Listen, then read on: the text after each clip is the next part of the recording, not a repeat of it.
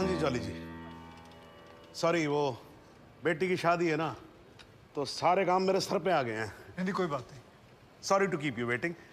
हाँ जी जॉली जी, शुरू करो। फहीम साहब, इकबाल एनकाउंटर के बारे में आपको जो कुछ भी पता है सब कुछ खुल के जज साहब को बताइए। जनाब, मेरा नाम फहीम भट्ट है। मैं कश्मीर पुलिस में हेड कांस्टेबल था, क्राइम ब्रांच में। जनाब ये हाँ जी साहब, मैं हिदायत बेग थाना शालीमार श्रीनगर से आया हूँ। मेरे पास जगदीश्वर मिश्रा और जॉली और फहीम भट्ट के खिलाफ अरेस्ट वारंट है। वकील साहब पर यह इल्ज़ाम है कि उन्होंने फहीम भट्ट को हिरासत से भगाया। अरे वकील साहब, अब श्रीनगर में क्या करा है यार? यार मतलब हद ही है आजकल वकीलों की। हाँ जी माथुर साहब। जी श्रीमान, बहुत दुख की बात है कि कानून की रक्षा करने वाले ही कानून के साथ जब खिलवाड़ करेंगे तो समाज भ्रष्ट हो जाएगा श्रीमान, प्रजातंत्र नष्ट हो जाए। मेरे हिसाब से तुम्हें सरेंडर कर देना चाहिए। रही डेट की बात, केस की बात, तो हमें कोई भी डेट दीजिए, हमें कोई आपत्ति नहीं। जनाब, आप चाहेंगे तो कोर्ट खत्म होते ही हम दोनों कश्मीर पुलिस को सरेंडर कर देंगे, लेकिन उससे पहले आप फहीम भट्ट का बयान जरूर दर्ज कर लीजिए। ये मेरी हाथ जोड़ के विनती है आपसे। देखो वकील साहब, आप मुझसे तो कुछ उम्मीद रखो नहीं, समझ में आया नहीं आया? नहीं, मैं बहुत झेल चुका हूँ आपको। नहीं नहीं, ये निरूपा राय की एक्टिंग मेरे सामने करने की जरूरत नहीं है। मासूम सा चेहरा मत बनाओ। इंस्पेक्टर साहब, आप गिरफ्तार करो इनको। जनाब सिर्फ 5 मिनट लगेंगे, बयान ले लीजिए, मुझे फिर बाद में भेजा। चलो चलो, मेरी बात सुनो। अरे लेके जाओ भाई। अरे भाई सुनो, वकील साहब को बोला ले जाने के लिए, इनको थोड़ी ना बोला इनको कटघरे में वापस लेके आओ। चलो साहब, वारंट तो दोनों के खिलाफ है। अरे भी जानता हूं, मैं जानता हूं, लेकिन ये फहीम भट्ट जो है ये तो लिस्टेड विटनेस भी है ना, तो इनकी स्टेटमेंट रिकॉर्ड कर लेते हैं। और आप एक काम करो, रिकॉर्ड होने के बाद ना आप दोनों को साथ ले जाना। हाँ जी, जाओ जाओ। लेकिन श्रीमान, ये स्टेटमेंट तो अगली डेट को भी रिकॉर्ड हो सकती है। माथुर साहब देखो क्या है, कल से मैं 2 महीने की छुट्टी पे जा रहा हूँ। बिटिया की शादी है, आपको तो मालूम है ना। मतलब मैं कार्ड भेजूंगा, आपको आना होगा। हैं जी हैं। तो मैं क्या सोच रहा था कि सारे पेंडिंग केसेस खत्म करके जाऊंगा, इसीलिए 6 बजे के बाद भी देखो कोर्ट चालू है मेरी। लेकिन श्रीमान, एक आदमी जो पुलिस कस्टडी से भागा हुआ है उसकी स्टेटमेंट कैसे रिकॉर्ड हो सकती है? इस विटनेस की कोई क्रेडिबिलिटी नहीं। नहीं, क्या है माथुर साहब, 2 मिनट की बात जी। हाँ जी, रिकॉर्ड हो जाएगा स्टेटमेंट, उसके बाद हम आपके यहाँ कौन है जी। माफ कीजिएगा, ये ठीक नहीं हो रहा है सर, आप गलत कर रहे हैं सर। नहीं, मैं गलत नहीं कर रहा हूँ। जज को मत बताओ आप, उसी के कोर्ट में कि वो गलत कर रहा है। ये मत करो आप। देखिए, मैं खुल के बोल रहा हूँ सर, सॉरी, क्षमा चाह, लेकिन आप गलत कर रहे हैं सर। आपके दिल्ली के किस्से मैंने सुने हुए। हाँ, आप किसी की चलने ही नहीं देते थे, जो मन में आता था वो करते थे, उद्दंड आदमी की तरह बिहेव करते थे सर। कुर्सी पे बैठ के आप तुगलक ना समझिए, ये दिल्ली नहीं अवध है। क्या बोल रहे हो आप मुझे? तुगलक बोल रहे हो आप मुझे? मतलब सन की समझ के रखा हुआ है। माथुर साहब, अगर हार्ट का मरीज नहीं होता ना मैं, तो आपको बताता इस कुर्सी पे बैठ के कि असली तुगलक होता क्या है। एक मिनट सर। नहीं, आप एक बार बैठ कर देखो इस कुर्सी के ऊपर, ना बाईपास सर्जरी हो जाए, मेरा नाम बदल देना आप। हाँ जी, ये सब मत करो, आप बैठो, कार्रवाई शुरू करते हैं। हाँ जी। नहीं सर, ये नहीं होने दूंगा मैं। क्या होने नहीं दोगे? मतलब क्या है सर? ये आपत्तिजनक बात है सर। ये इसमें कोई आपत्ति नहीं है, आप जो हो रहा है होने दो। मैं बैठा हूं, मैं कर रहा हूं ना सब, मुझे गलत मत साबित करो।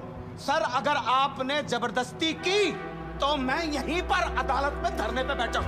धरने पे बैठ गया। अरे क्या लीजिए। अरे क्या कमाल कर रहे हो आप सच में बैठ के क्या बच्चों वाली बात कर रहे हो? खड़े हो जाओ। बिल्कुल यहीं बैठा रहूंगा। अरे मत बैठो भाई, वहां पर पोछा भी ढंग से नहीं लगाते हैं लोग कोर्ट के अंदर। प्लीज खड़े हो जाओ माथुर साहब, प्लीज खड़े हो जाओ। मैं धरने पे बैठा हूं, धरने पे बैठा रहूंगा। यहाँ मीडिया देख रहा है, आपको कोई फर्क नहीं पड़ता है क्या? अरे तो सर, मीडिया भी तो देखे ना कि बाहर के जज आकर कैसे अपने ईगो को सेटिस्फाई करने के लिए कोर्ट को अपना घर समझ लेते हैं। मैं यहीं पे बैठा हूं और बैठा रहूंगा। इनको जो लिखना है लिखो। मतलब आप नहीं उठोगे ना तो बैठे रहो, और आप ही क्यों बैठोगे भाई? मैं भी बैठूंगा आपके साथ साथ वहां पर, भाई पता लगे सबको कि वकील ससुरे क्या क्या करते हैं कोर्ट में। तू वहीं पर। हाँ जी मैडम जी, जरा हटो, आप पकड़ो कुर्सी को, पकड़ो। हाँ जी, थैंक यू जॉली। हाँ जी माथुर साहब, अब तो आप बैठो और बैठेंगे हम, और आज देख लें इसमें कितना है दम। ठीक है ना?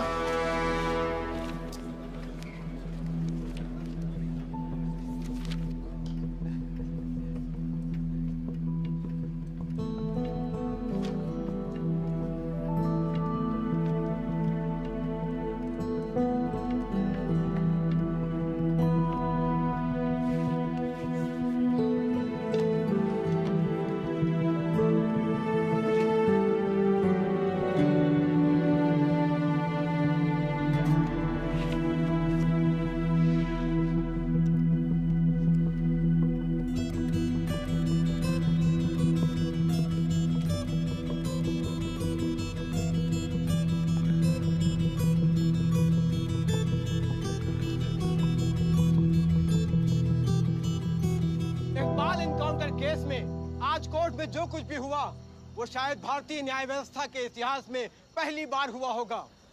एक विटनेस की हाजिरी कराए जाने को लेकर डिफेंस लॉयर प्रमोद माथुर और जज सुंदर लाल त्रिपाठी के बीच तीखी नोकझोंक हुई और वो दोनों एक दूसरे के खिलाफ कोर्ट रूम में ही धरने पर बैठ गए। और अब देखना यह है कि ये दोनों इस तरह कब तक धरने पर बैठे रहते हैं। सर, माथुर साहब का जवाब नहीं है सर। पिछले 5 घंटे से धरना देकर बैठे हुए हैं। अब कमाल की बात यह है सर, फहीम भट्ट का बयान तक रिकॉर्ड होने नहीं दिया। अब तो जज साहब को आगे की डेट देनी पड़ेगी, फिर तो जॉली वकील भी नहीं रहेगा।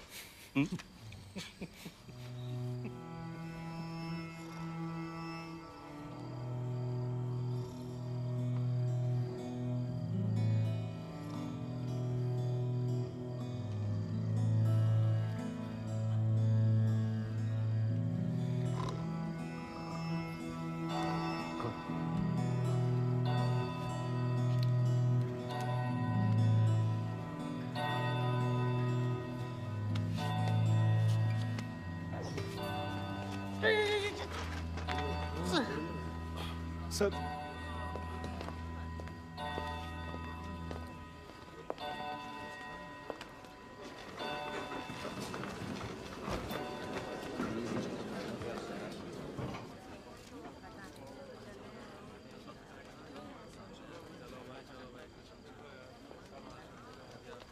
चलो वकील साहब, कश्मीर चलें।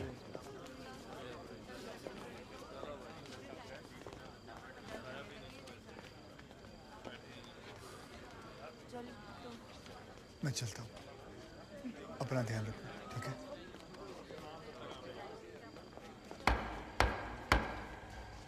The court resumes. आप सब लोग बैठ जाइए और भाई जरा कोर्ट में शांति बना के रखिएगा। श्रीमान, इट इज मिडनाइट 12। आप हमें अगली कोई भी डेट। तो माथुर साहब, आपकी पिछली डेट क्या थी? 13 अगस्त, हैं जी? अब हो गई 14 अगस्त। तो आपकी अगली डेट है 14 अगस्त 12:05 AM। श्रीमान, आधी रात बीत चुकी है, प्रोसीडिंग में तो सवेरा हो जाएगा। आजकल तो सुप्रीम कोर्ट भी भाई 3-3, 4-4 बजे तक काम करता है। थोड़ा हम भी सीख लेंगे तो क्या फर्क पड़ जाएगा, हैं जी? Please sir. नहीं, देखिए माथुर साहब, आपको धरना देना था, आपने धरना दिया, मैंने कुछ नहीं बोला, है जी? अब आपको वॉकआउट करना है तो आप वॉकआउट कर सकते हो, लेकिन आज ही की रात फहीम भट्ट की स्टेटमेंट यहां रिकॉर्ड होगी, है जी? जॉली जी, स्टेटमेंट रिकॉर्ड करवाइए। जी, फहीम।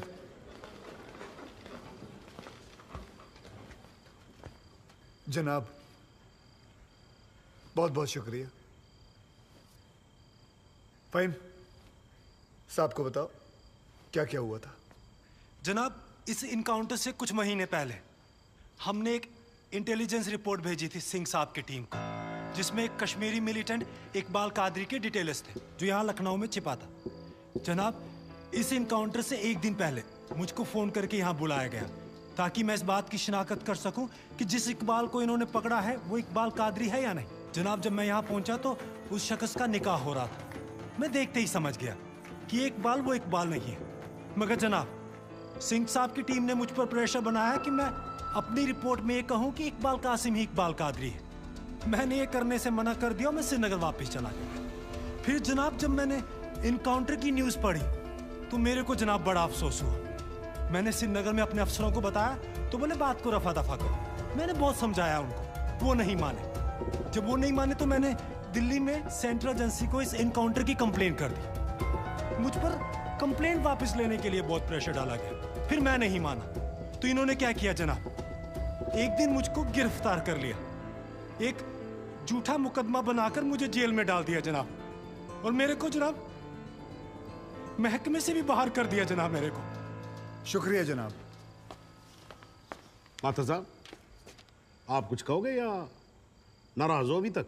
अरे नहीं नहीं श्रीमान, आपकी नाराजगी मोल लेकर अपनी दुकान थोड़े बंद करवानी है। मगर मैं तो ये पूछना चाहता हूँ, आप तो गुस्सा नहीं है? नहीं, मैं नाराज और आज कुछ नहीं हूं, लेकिन यार अगली बार से तुगलक मत बोलना मेरे को। हाँ जी माथुर साहब, मतलब इस कोर्ट में बैठे बैठे मेरे बाल सफेद हो गए। I think I deserve some respect. क्षमा प्रार्थी हूँ श्रीमान। ठीक है, आप शुरू करो। फाइन भट्ट, आप माननीय न्यायाधीश महोदय को बताएंगे कि ये केस क्या है, इस अदालत में हम किस सच्चाई की खोज कर रहे हैं। ये कि कांस्टेबल भदौरिया और इकबाल की मौत कैसे हुई। तो आपने अभी जो राबी चिनाब झेलम जैसी लंबी कहानी सुनाई है, उससे कहीं ये साबित होता है कि इन दोनों की मौत कैसे हुई?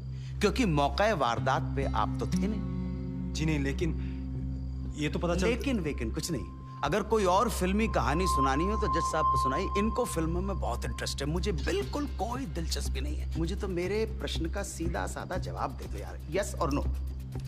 जी नहीं। Very good, well done. Fine, but ये अगस्त 2010 में कश्मीर पुलिस ने कुपवाड़ा इंसिडेंट में तुमको 6 महीने के लिए सस्पेंड कर दिया, क्यों? जनाब, इस सवाल का हमारे केस से क्या संबंध है? पंडित जी, अगर कोई संबंध नहीं हुआ ना तो काला कोट पहनना बंद कर दूंगा। मैंने आपसे कहा था ना, आपकी तरह कान घुमा कर नहीं पकड़ूंगा, सीधे पकड़ूंगा, कस के पकड़ूंगा। जाऊं? जाइए सर, नहीं तो आप फिर धरने में बैठ जाओगे। तो क्यों सस्पेंड किया? मुझ पर एक आदमी की कस्टोडियल डेथ का इल्जाम था। तो तुमने किसी की जान ली थी? जी नहीं, मैंने उसे अरेस्ट किया था शक के बिना पर। उसे चौकी ले जा रहे थे हम पूछताछ के लिए। बहुत डरा हुआ था, उसने घबरा के पुलिस वैन से छलांग लगा दी। पीछे से ट्रक आ रहा था, वो मर गया। फाइन, बट एक बात बताओ, चलती वैन में तुम्हारी पकड़ से एक आदमी डर के मारे कूद सकता है, तो क्या ये मुमकिन नहीं है कि उसी डर के मारे कोई अपराधी कूद जाए, कांस्टेबल की बंदूक छीन ले और भागने की कोशिश करे? जनाब, लीड किया जा रहा है विटनेस को। Objection overruled, please sit down. जी, ऐसा हो सकता है। तो खुल के कहो ना गुरु, हम सब अच्छी तरह से समझते हैं कि तुम्हारे साथ ऐसा हो चुका है। तो तुमसे बेहतर कौन बता सकता है कि ऐसा किसी के साथ भी हो सकता है, राइट? जी। Very good. बस अब एक आखिरी सवाल। तुमने अभी अपने स्टेटमेंट में कहा कि तुमको 6 महीने के लिए सस्पेंड कर दिया गया था। तुम्हारे खिलाफ केस क्या बनाया गया?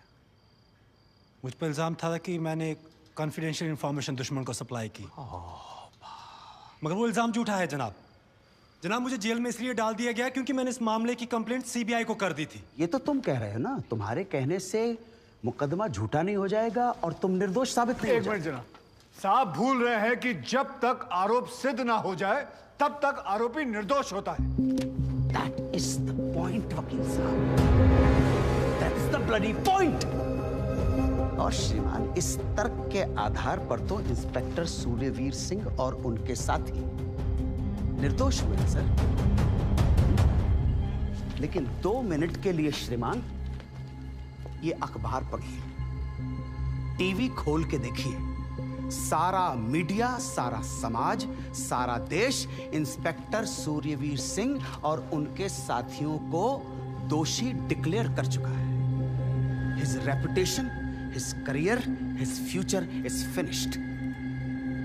अजब जलवा है हुजूर आपकी अदालत का, जहां एक आदमी जिस पे देशद्रोह का इल्जाम है, वो उस आदमी पर इल्जाम लगा रहा है जिसने मातृभूमि की सुरक्षा की शपथ उठाई।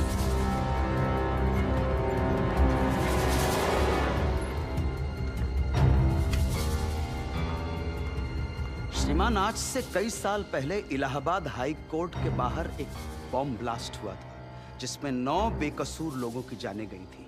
मृतकों में हमारे बड़े भाई, हमारी भाभी और 7 साल का भतीजा भी शामिल था। इसी आतंकी हमले में हमारे बाबूजी पूजनीय श्री जुगल किशोर माथुर भी घायल हो गए, मगर फिर भी वो आज यहाँ आए हैं। आधी रात को श्रीमान ये देखने आए हैं कि आप किसके साथ खड़े हो।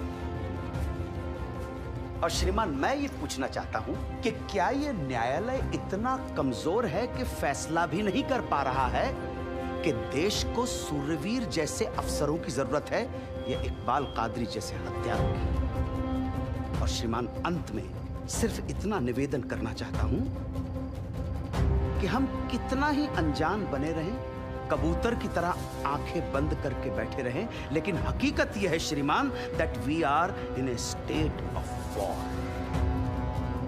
और किसी विद्वान ने बड़ा सही कहा है, everything is fair in love and war. बाकी श्रीमान, न्याय आपके हाथ में। प्रमोद माथुर का प्रणाम स्वीकार करें।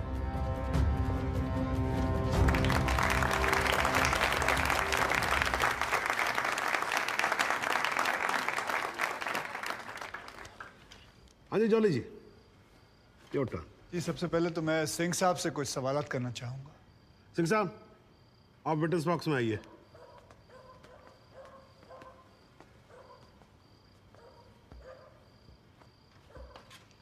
सिंह साहब, आप जरा कोर्ट को बताएंगे कि अगला क्रिकेट वर्ल्ड कप कौन जीतेगा? भाई ये किस तरह का सवाल हुआ भाई वकील साहब? है ठीक है, जज साहब कुछ और पूछ लेते। अच्छा सिंह साहब, क्या आप कोर्ट को बता सकते हैं कि अगले इलेक्शन में आम आदमी पार्टी को कितनी सीट्स मिलेंगी? दिमाग खराब, पगला गया क्या? तो गोली और खाएगा। मैं वैसे तो अहिंसावादी इंसान हूँ सिंह साहब, लेकिन एक बार ना लॉ कॉलेज में एक 6 फुटे 8 इंच के लौंडे ने मुझसे बदतमीजी से बात की थी। माँ कसम, यहाँ कान के नीचे घुसड़ मारा था, उठा नहीं 22 दिन तक बिस्तर से। अगर यकीन ना हो ना तो माथुर साहब से पूछ नहीं वकील साहब, देखो देखो यार, आराम से, कोर्ट है, सवाल करो, बवाल क्यों कर रहे हो यहाँ पर? हाँ सरकार, ये मुझे पागल कह रहा है, बदतमीजी से बात कर रहा है। सिंह साहब, क्यों कर रहे हो आप बदतमीजी से बात? छोड़ दो ना, जाने दो, आराम से कंटिन्यू प्लीज। चलो एक और बार ट्राई करते हैं। सिंह साहब, क्या आप बता सकते हैं कि सलमान खान की शादी कब होगी? अरे वकील साहब, क्या बातें कर रहे हो? इंस्पेक्टर हैं वो, जोशी थोड़ी ना है। अगर ये जोशी नहीं है तो फिर इन्हें कैसे पता था कि ठीक सुबह 6:45 पे इकबाल को पेशाब आएगा? कैसे पता था जब उनको पेशाब आएगा तो गाड़ी गोमती नदी का पुल क्रॉस कर रही होगी? इन्हें कैसे पता था कि इकबाल कांस्टेबल भदौरिया की रिवॉल्वर छीन कर भागने की कोशिश करेगा? शादी में तो थे नहीं, फिर पुल पर कैसे पहुंचे तुम? इधर इधर, मैं यहां खड़ा हूं, आप पुल पे पहुंचे कैसे? इत्तेफाक। लो जी, इत्तेफाक। ऊपर वाले के आशीर्वाद से सही समय पे सही जगह पहुंच गए। बाय गॉड, बड़े इत्तेफाक हैं आपकी स्टोरी में सिंह साहब। जनाब, मेरे पास ये इनके 25 एनकाउंटर का कच्चा चिट्ठा है। ऐसे इत्तेफाक कई बार हो चुके हैं इनकी जिंदगी में। अपराधी गोली चलाने ही वाला होता है कि पहुंच जाते हैं शक्तिमान बनकर, और सिर्फ लखनऊ में नहीं बल्कि दूसरे शहरों में भी। जनाब, इनके 25 एनकाउंटर में से 19 के खिलाफ मारे गए लोगों के परिवार वालों ने शिकायतें दर्ज की हुई हैं, लेकिन आज तक एक भी मामले में निष्पक्ष जांच नहीं की गई। एंटी करप्शन ब्यूरो की एक रिपोर्ट के मुताबिक इनकी 28 करोड़ की संपत्ति होने का शक है, लेकिन वो भी जांच भी नहीं पूरी कर पाए, पहले ही बंद कर दिया उन्होंने। और ऐसे आदमी को बचाने के लिए हमारे माथुर साहब यहां अपने बूढ़े बाप को व्हीलचेयर पर बिठाकर कोर्ट में लाते हैं। मुझे तो इन पर और इन जैसों पर तरस आता है। नमस्कार, बहुत बहुत धन्यवाद। आपकी वकालत को मेरा प्रणाम जी। श्रीमान, एक ईमानदार और बहादुर आदमी का कैरेक्टर असैसिनेशन हो रहा है और आप बैठे देख रहे हैं। बहादुर, ठेंगा बहादुर है ये। हथकड़ी में बंधे निहत्थे आदमी को पीठ पर गोली मारने वाला ये बहादुर। 35,000 तनख्वाह पाने वाला 28 करोड़ का मालिक ईमानदार। दीमक है जनाब, ये दीमक खोखला कर देगा सारे सिस्टम को और पता भी नहीं चलेगा। कुछ तो लिहाज करो मेरे माथुर साहब, कुछ तो लिहाज करो देश का।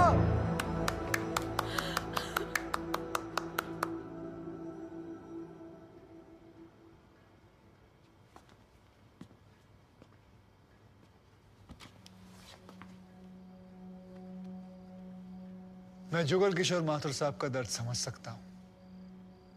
मेरी वजह से तो एक औरत ने अपनी जान ली थी और मैं महीनों चैन से नहीं सो पाया था।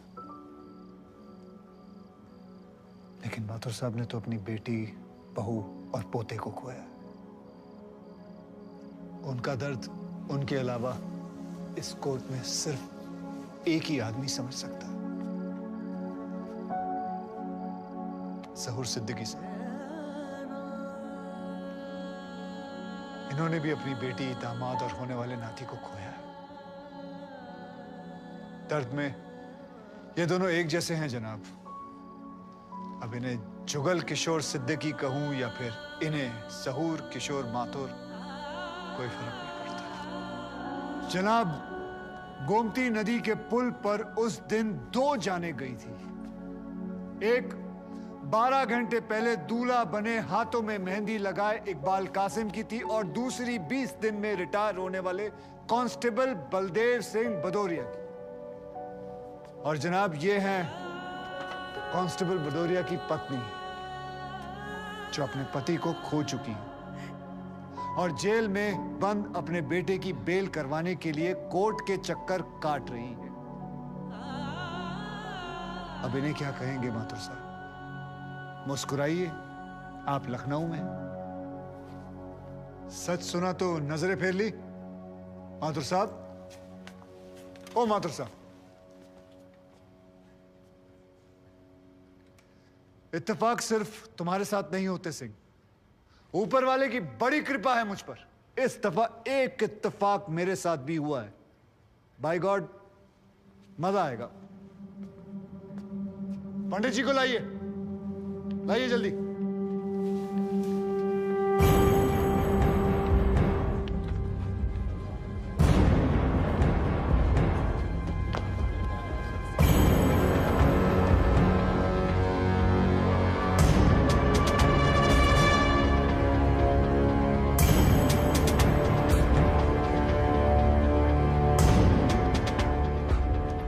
क्या मैं पूछ सकता हूं कि क्या हो रहा है इस कोर्ट में?